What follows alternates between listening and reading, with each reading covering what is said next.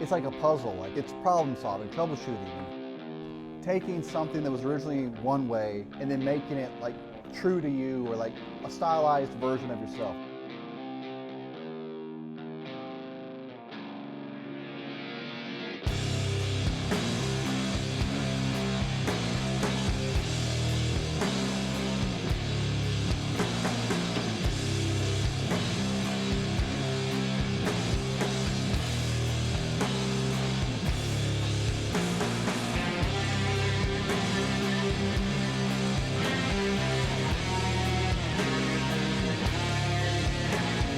So built this thing originally in 2018. Elbow Grease was the show name. It was a couple people, local stuff we put on. It was down by Continental Club.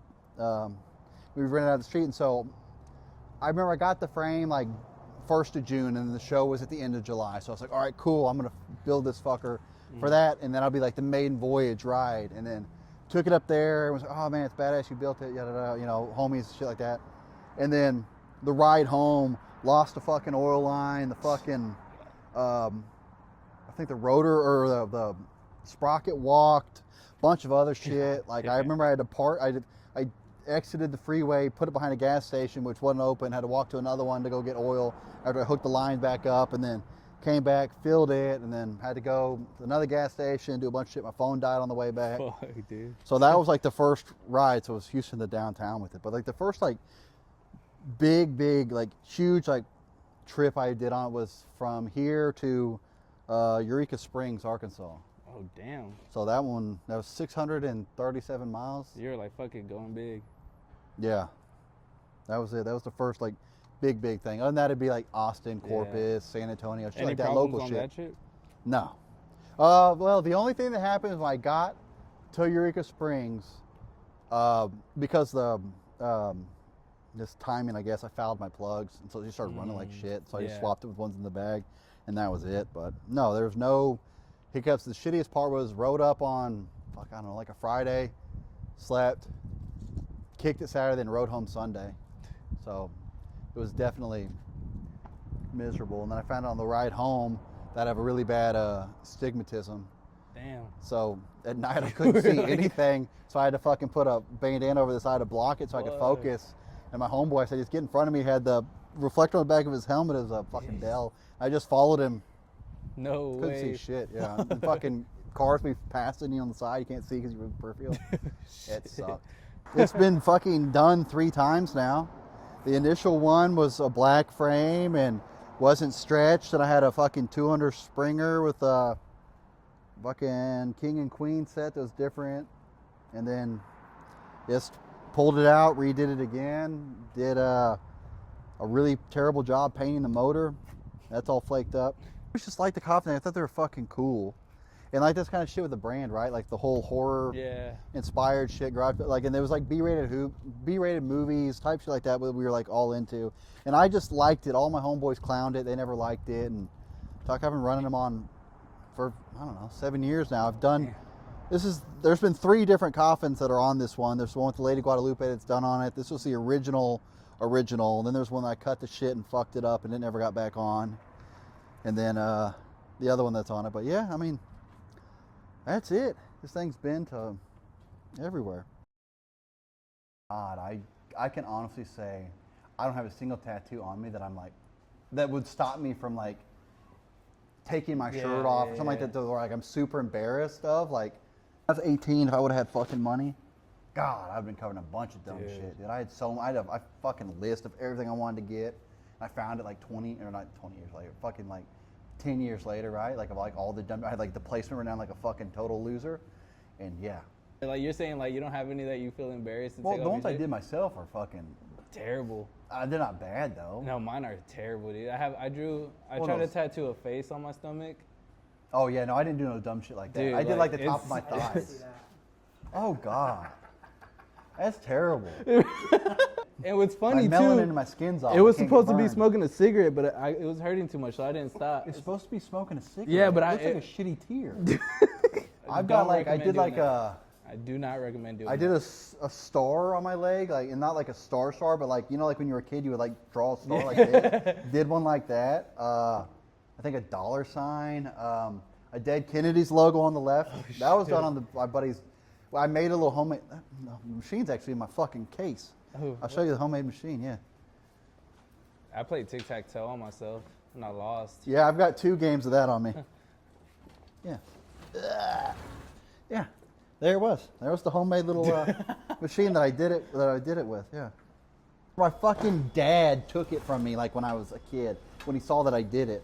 And then like years later, like after I bought my house and shit, oh hey, heads up, you want this? And I'm like, oh fuck, that's so cool. Yeah, dude. But yeah, so and yeah, and it was like that, and then like the Dick Kennedys. I remember like for ink, like we didn't know what we were doing, so we'd like from Los Cucos and Katie, I just took the pen that you signed a check with. Yeah. And we took that ink and I used that and I did it on the back of my truck, and I just did like the Dead Kennedys logo on the top of my leg. Dude. That's cool though. Yeah, I've never made my own so machine. hepatitis. Were you riding bikes whenever you got your first tattoo? No. I mean dirt bikes and shit. But I didn't get my first motorcycle until I was 20. I just turned 22. What was it? I wish I could say I was a Gold Star Harley guy, but I'm not. It was a Honda. Oh, Yep. It was embarrassing. Well, not really. I mean, it's one of those things like when you have one, you tell everybody, oh, no, man, this shit's where it's at. Not Harleys, that's not right, because you're compensated, right? And then they're like, cool, and you can ride whatever you want, like when you're doing it. And then the moment you get a fucking Harley, you turn into the biggest hater. And you're just like, oh, dude, Hondas, you fucking loser. you just this like deeply closeted life that you live where you don't want anybody to know that you had a Honda. You had a Honda, yeah. So you got to clown every motherfucker on one. Well, now the whole world knows you had a Honda. Yeah. Oh, fuck, I've talked about it before. So what was your first Harley? First Harley was a 93 Fat Boy. Did you hardtail that one? No, that one, I just kept it like, it was pretty stock when I got it, and then first thing I did to it was just bars and shit, and it was like, it was that Harley orange and everything all done. It was cool, it had like the leather trim on it, and then, I don't know, like 2 months into it, I thought, painting can't be that fucking hard. So I tried to paint it myself, gloss black. It turned into like kind of a hammered, textured looking like fucking furniture black. So really just fucking devalued the bike. And then I didn't know anything about like fucking doing like tank art or anything like that, right? So I'm just like, oh, I'm on eBay just buying fucking, the decals. Fuck yeah, sticking that shit on. Hey, look, that's the tank off of it. Yeah, the one up there that's like looks like a Rust-Oleum hammered finish. See how it doesn't look smooth? Yeah, that wasn't on purpose. I think that's sick. I bought all the shit to do it at O'Reilly's. That paint shop fucking shit. I'm like, oh man, this is it. And then the second time I tried painting, I said, oh, it's material. It's got to be. I went full House of Colors. It looked just as shitty. I just realized I'm not a painter. I will say, with my bike right now, same shit. I'm dealing with the same shit. Did the paint, did bars, and then from there I lowered it, and I kind of made it like more of like a Cholo style bike. And I had it for a long time, but right after I got that, that's when I did my first like attempt at doing a chopper, like full like ground up shit. And I bought in Comfort, Texas, an XS650, a 91 XS650 Yamaha for $150, and it was in a field, like open, like trash. It was not even worth $150. Went through it. My buddy Levi helped me. We hardtailed it. Middle of an interview, bud. Way to go. Yeah, could you go sit next to Carlos? Yeah, so we got it, and I got it, and then I've got the frame and a bunch of other shit, and then I cut it all up, and my buddy helped me weld it up, and kind of, I don't know, that was like the first like let's do everything we can and like cut your teeth on type shit, full ground up one. And after I finished that one, I said, all right, cool, I'm gonna build my fucking first like hardtail, like fucking cool, like cool guy shit, right? And then that was the first evolution of the bike outside, which now really? is, I've had that bike now. I've had that bike since, I guess, 2017 was when I 2018 was when I did it. No, this wasn't here yet.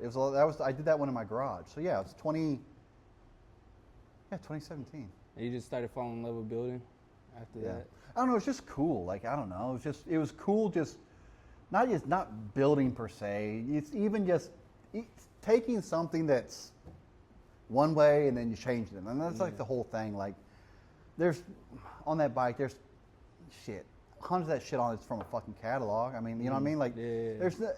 there's stuff from books, there's stuff that was made, there's stuff that homeboys made. It's just everything comes together and does it, and people get, and so like it's just, I don't know, it's just cool taking something that was originally one way and then making it like true to you, or like a stylized version of yourself. And that's like, and that's kind of what I fell in love with. And then like on the mechanical side of stuff, like with the shop and started doing all that, was kind of like, it's like a puzzle. Like you just like, it's problem solving, troubleshooting and stuff like that. And so that's like, and I've always had like a mechanical base to where get into it and then you just get more and more into it and it just becomes a lot more fun. It's cool with your parents, you know, fucking when they're talking to people and, oh, what does your son do? Oh, he does this versus, oh, no, he's a CPA. Which there's nothing wrong with being a CPA. You probably make a lot more money than I do, but, or I know I would make a lot more money. But, I don't know, it's just, it's kind of cool to fucking have like a non-traditional job. Yeah, and actually, like, oh yeah, he has his own shit. Like, he has his own business. He has his own thing that he made for himself. I think that's cool as hell, too.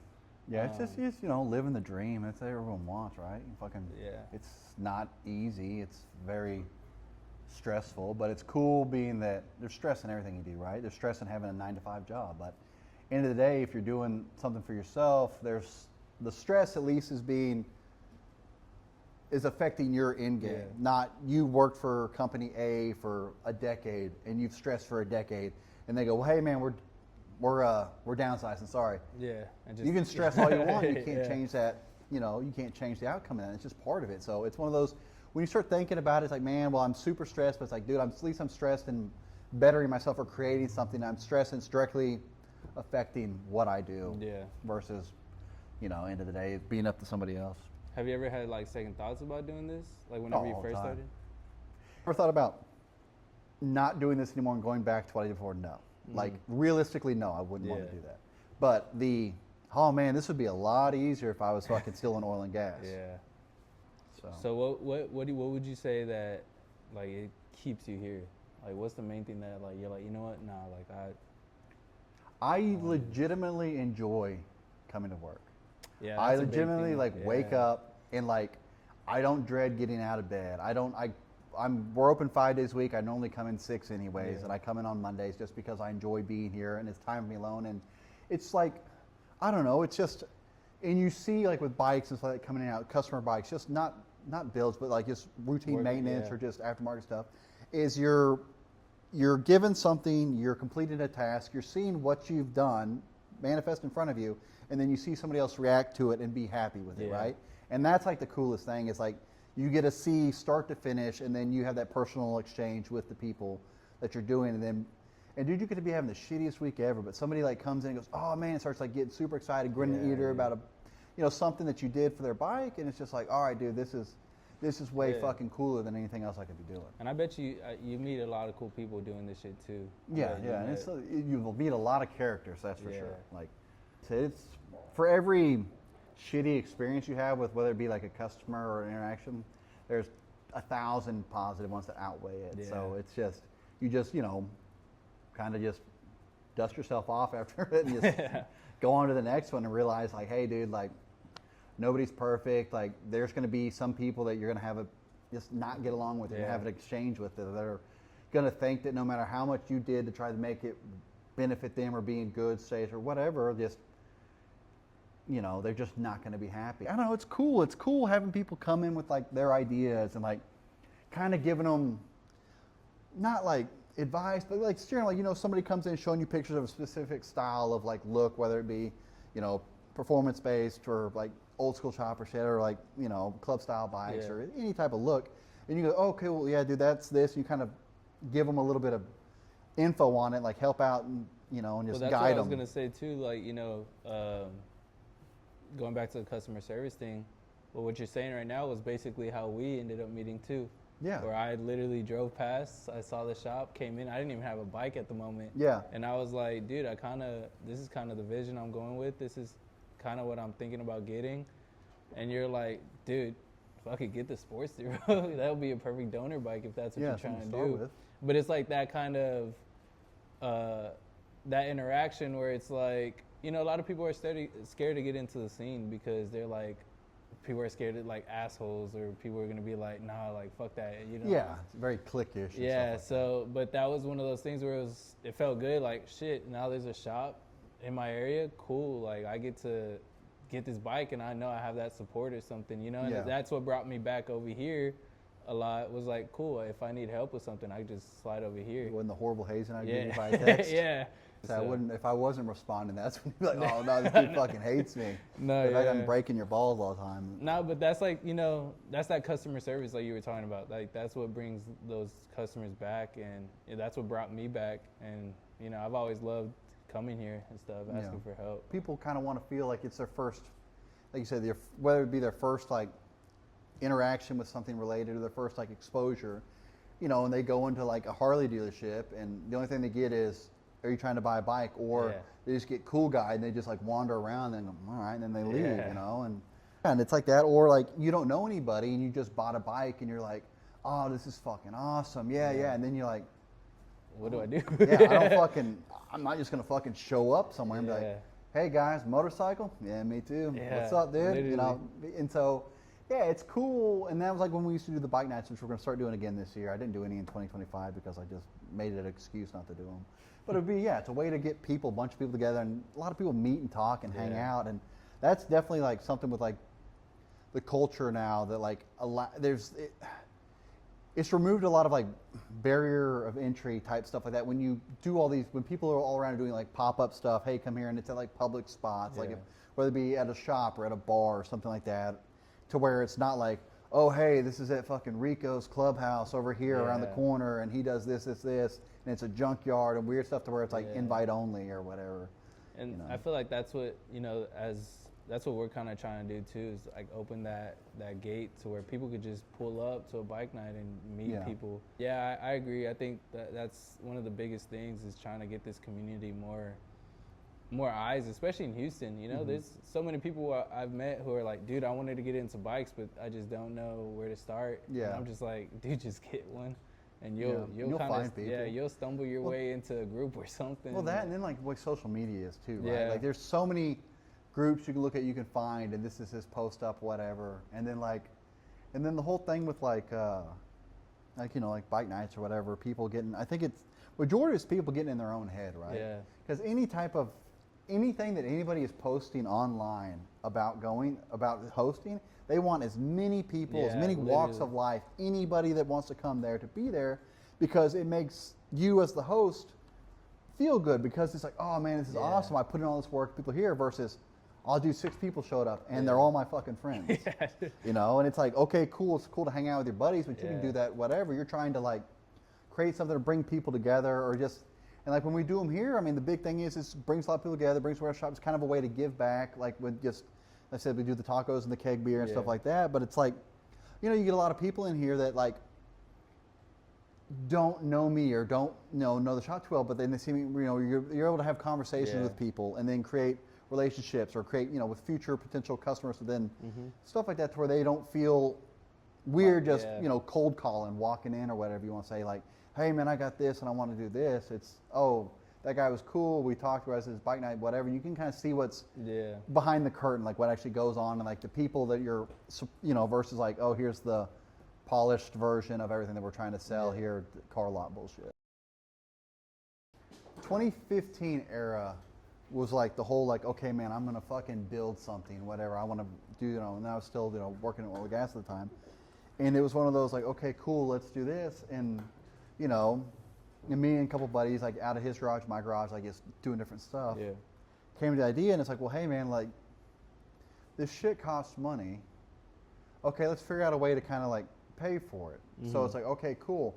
Well, if we come up with like a clothing brand or something like that, or a brand in general, we can then go to the shows, be vendors, have a place to sit, and not be like awkwardly walking around, kind of make some money to cover the bills and do whatever, and not really, it just kind of, you know, become kind of more in the culture, right? Like more involved, to where it's, you're, oh man, I'm, you know, you're working at the thing now, and you're meeting people, and it kind of forces a lot of interaction, a way to meet people and other people that are in the same industry, same passions as you, because you're setting stuff up, you know, you're talking to people next to you, stuff like that. And so it was, 2016 was when we like when I coined the thing and did the Instagram and thing. So 2016 was when it started, and then the shop didn't come around until September of 2018, and then the grand opening was February of 2019. Heck yeah. What's your favorite bike to work on? Favorite bike to work on? I don't know. Like, what's one of those bikes that, like, when a customer comes in, they're like, "Hey, I got this bike." It comes in, I don't want. It's a big dog. Those things fucking suck. I've been haunted by one for almost 3 years. Thank goodness it's gone. Yeah. But yeah, it was the bane of my existence for a long, long time. Anything cool, anything that somebody like takes pride in is cool. Yeah. Like if some dude walks in like with some like busted piece of shit and he's like downplays or like talks shit about it, that's not really that fun because they're not like excited about it. But some dude walks in with like something that aesthetically I think is like, no, that's not very cool, but they like think it's cool. It's like, oh, dude, this is awesome. Whatever you really get into it. You know what I mean? But there's no like, there's not something I see come in and go, oh, this is it. Yeah. You know? So I don't know. I mean, I prefer doing Evos. Like Evos are fun. They're easy. Yeah. And so then I've become a guy that does Sportsters every fucking week now. So those are constantly in here. But have you ever had any bikes that you were really genuinely excited to work on? Like you were like, oh fuck yeah, like yes. What year was that pan? I don't remember any. The orange one? Yeah. I don't remember. I wasn't working here then. Was it that orange pan that we had loaded up that one day? Yeah, that y'all helped load up, and one of y'all didn't hook a strap, Josh. It was Lewis. It was Lewis that didn't hook the strap and almost fell over. Yeah. Can't remember. That one was cool because the story behind it was the dude had it built like 20 years ago or 15 years ago, and it just sat. And it had, I think, 12 miles on it since it was built. And it just sat for 10, 15 years. And he was older now, late 70s, was like, hey man, I just want to hear this thing run again. And getting that back, that was just cool. Yeah. It was simple. Everything was there. It's literally just clean the car, battery, dust time a little bit, just clean the tank. But it was getting it back. But getting it to where that guy was able to see his bike, that was cool. That green Sportster we just did, that one was really fucking cool. I liked that one. The dude we built it for was super nice. And like, I don't know, it's just watching people enjoy stuff when you do it. It just makes it worthwhile versus like, you know, customer that comes in, still not done yet, and just like riding your ass. It's like, oh, that kind of takes the fun out of it. But when they're just as excited as you are, and they're like, and especially like if you send them a text of like an update, and they're like, oh, dude, that's on, and it's like versus, you know, cool. They like hit you back with like a paragraph about how they're excited. This is cool. It really makes you feel better and like push forward and stuff like that. It's just, like I said, it's a blessing to be able to do like what I do, and been doing it for 7 years in a brick and mortar right now with a bunch of stuff, and you know, it's not easy. But it's extremely rewarding. I guess I would say would be the way to put it. As rom-com cliche as that sounds.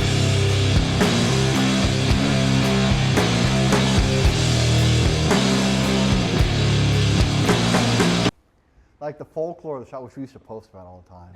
So there's somebody that shits behind the dumpster constantly. Yeah, there's probably shit out there right now. But like, just every week you'll like go back there and you'll see flies there, and it's just shit and no toilet paper. Sit and squat and just shit on the clothes. Like there would just be fucking diarrhea all over the fucking clothes. Dude, he wasn't lying.